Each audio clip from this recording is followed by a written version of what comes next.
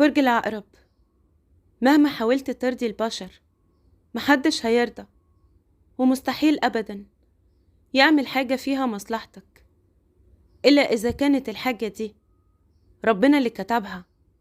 وفي الوقت ده اللي عايزه ربنا هو اللي هيكون. وأعرف وتأكد إن لو اجتمعت الدنيا كلها عشان أنت ما توصلش الهدف قدامك أو مكان محدد، محدش هيقدر، ولا أي مخلوق يعني جن أو بشر مستحيل يقدر يقف في طريقك أو يحرمك من حاجة أو يعطلك عن شيء ربنا اللي عايزه واللي أنت شايفه صعب ومستحيل.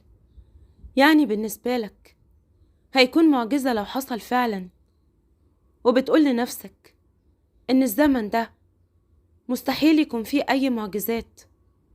هقولك أبدا، ربنا يقدر، هو القهار، وقدرة ربنا ملهاش حدود، يعني غير محددة بوقت وزمان، مكان وعنوان، أو حتى تاريخ من صنع البشر. ولو عايز تفهم وتعرف الحقيقة يبقى لازم دليل، زي خريطة تكون بالنسبة لك عامل مساعد، بس خليك عارف مش هي الأساس وتعتمد عليها. عشان كده عايزاك تسمعني بهدوء وتركز في كلامي. والأول مرة هقولك معلومة عمري ما قلتها في أي فيديو. طبعا عارف القراءة بتكون بعلم الفلك وحركة الكواكب والنجوم، بس العلم الرباني مليان أسرار ما ينفعش أقولها، ولازم تفضل بيني وبين ربنا، يعني أسرار ما ينفعش تتقال. بس اللي أقدر أقولهولك إن أنا بشوف كل شيء مستحيل يخطر على عقل البشر، والفضل لله أولا وأخيرا. بس اللي عايزاك تعرفه إن كل الفيديو من أوله لآخره بفضل الله مليان أسرار مهمة عشانك تخليك تعيش مرتاح في الدنيا وتشفي روحك وكل كيانك. عشان كده بقولك ركز جدا وإنت بتسمعني. وعلى فكرة كمان أنا كده فعليا بدأت القراءة من أول كلمة، وبأمر الله تنطبق على الكل، رجل أو أنثى، وطاقتها مفتوحة من أول يوم بتسمعني فيه. وتاريخ اليوم هو الأربع 23 فبراير 2022. بس ياريت من فضلك اضغط لايك عشان ترفع الفيديو، ومش بقولك كده عشان مصلحتي، أنا بس عايزة الخير اللي في القراءة يوصل بسرعة لكل الدنيا، لكل إنسان على عينه غشاوة، كل إنسان تعبان ومهموم حتى لو كان ما عندوش مشاكل. أعرف وتأكد مفيش إنسان مرتاح في الدنيا، وإنت منهم. ومش أنا اللي بقول، ده كلام ربنا. عشان تكون عارف الدنيا دي ربنا ما خلقش فيها راحة. بس المهم دلوقت عايزاك تعرف إن كل النعم اللي ربنا اداهالي هي ملكك انت، عشان ربنا أنعم عليا بنور البصيرة وأسرار تانية كتير ما ينفعش أقولها. بس كل ده ربنا اداهولي عشانك انت وأي إنسان عايش في الدنيا فعلا بيسمعني. عشان زي ما قلتلك القراءة كلها من أولها لآخرها مليانة خيرات ونعم الله، ومفيش مخلوق في كل الدنيا يقدر فعلا يقدر قيمتها. ويكفي تماما إن أنت تعرف دلوقتي حالا وأنت بتسمعني بيبعد عنك أي شيء ممكن يأذيك بفضل الله أولا وأخيرا. عشان كده بقولك اضغط لايك، عشان هو ده الشيء الوحيد اللي ممكن يساعدنا ويوصل الخير لكل إنسان. وخليك عارف الكلام اللي بقوله دلوقت مش مقدمة في الفيديو، عشان فعلا أنا بدأت القراءة من أول كلمة. ولو كنت مركز من أول الفيديو هتفهم وتعرف قصد ومعنى كل حرف قلته دلوقت. ولسه هقولك أسرار الدنيا اللي انت عايشها. وأول شيء ومهم جدا هي صحتك. عايزاك تطمن وما تخافش أبدا، وخلي بالك ما توهمش نفسك عشان أكيد وفعلا عدوك الحقيقي هو الوهم لو فعلا صدقته. وأقولك على حاجة كمان، لما تكون مخنوق وتعبان ومهموم وعندك مشاكل مش قادر تحلها، اخرج منها وما تفضلش فيها. يعني ما تقفلش على نفسك وتنعزل تماما عن كل الدنيا، وما تكونش طايق تشوف البشر. ولو اضطريت تخرج لأمر هام، بتلبس نضارة سودا عشان ما تشوفش حد ولا حد يشوفك. صح ولا لأ؟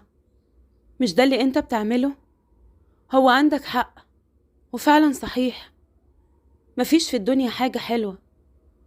بس هقولك على حاجة مهمة جدا، اللي انت بتعمله خاطئ تماما، عشان انت كده مش بتحل مشاكلك.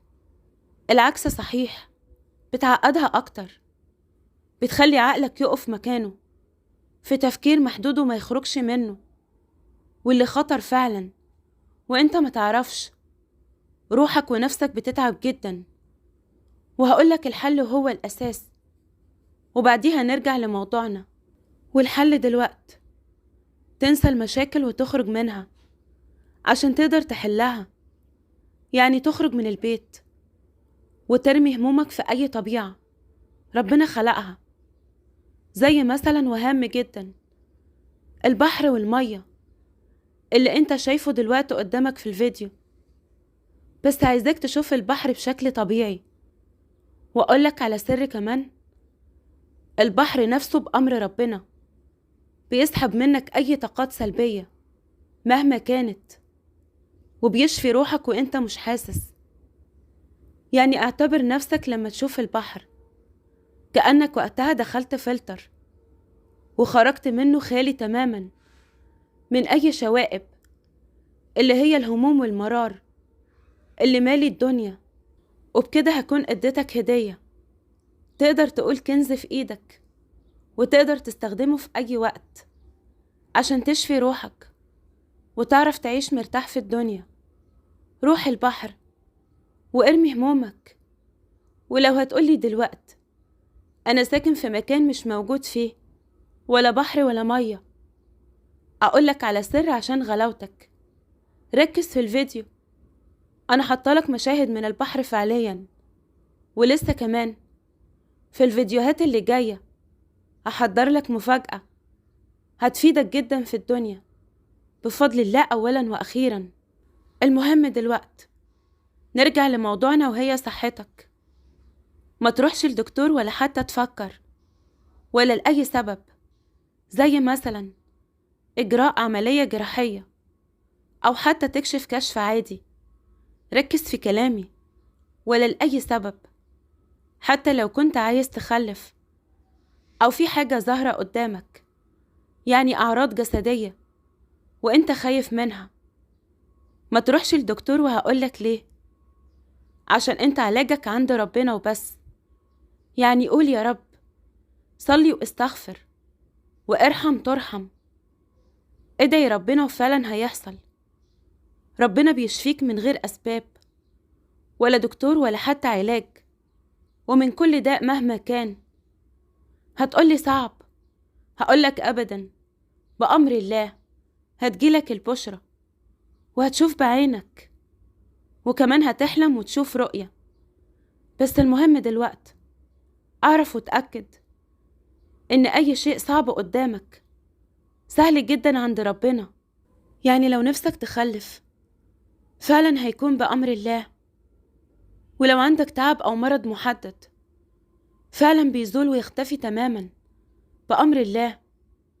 يعني افهم، ما تروحش للدكتور، واحذر جدا من أي تدخل بشري في جسمك، عشان انت علاجك عند ربنا. وأقولك على حاجة كمان، اللي هيحصل معاك من أول ما تسمعني في كل حياتك، والخير اللي هتشوفه ما يخطرش أبدا على عقل البشر، وانت نفسك مش هتكون مصدق. بس هقولك دليل انت هتشوفه في الحلم. بتشوف حلم محدد بإنسان موجود في حياتك حاضر وماضي، والإنسان ده هيكون اسمه محمد أو محمود أو أحمد. المهم دلوقت حذاري حذاري تحكي الرؤية لأي إنسان مهما كان، حتى لو كان ابنك أو بنتك، عشان الرؤية دي فيها أرواح زي ملايكة، وما ينفعش أفسر أكتر من كده. المهم دلوقت نفذ كلامي بالحرف والملي عشان ما يضيعش من إيدك رزق غالي ربنا بيديهولك. المهم دلوقت عايزاك تعرف تفسير الرؤية عشان ما تقلقش أول ما تشوفها، عشان أنا عارفاك هتقوم من النوم وتقلب الدنيا بس بأفكارك. يعني هتفضل تسأل نفسك وتكلم عقلك، هو أنا ليه حلمت بالإنسان ده بالذات، مع إنه ماضي أو موجود في الحاضر، بس بالنسبة لك إنسان مهمش. وعشان تفهم كلامي، هو إنسان مهمش يعني تعاملاتك أنت معاه بتكون محدودة، بس عشان ما تحترش وتفضل تقول يا ترى يا هل ترى، ركز في كلامي وهقولك سر بيقلب الدنيا اللي أنت هتشوفه. يعني الإنسان اللي بتحلم بيه واسمه محمود أو محمد أو أحمد، مش هو بذاته دليل الرؤية. يعني الإنسان نفسه اللي أنت تعرفه وبتشوفه فعليا، بتشوفه في الدنيا وبرضه بتشوفه في الحلم وكأنه حقيقة، مش هو المقصود بشحمه ولحمه يبلغ الرسالة اللي جايلك من عند ربنا. يعني افهم أن معنى الحلم وتفسير الرؤية السر كله في الاسم نفسه. يعني المعنى زي مثلا معنى اسم سيليا. سيليا يعني الجنة، سيليا يعني الأرض الواسعة اللي مليانة من خيرات ربنا. بالمناسبة كمان سيليا هو اسم بنوتة، يعني حد في برج العقرب بيخلف بنوتة ويسميها سيليا. يعني بقصد أقول الاسم عشان أفهمك معلومة، وعشان أبشرك بسيليا بأمر الله للي نفسه يخلف.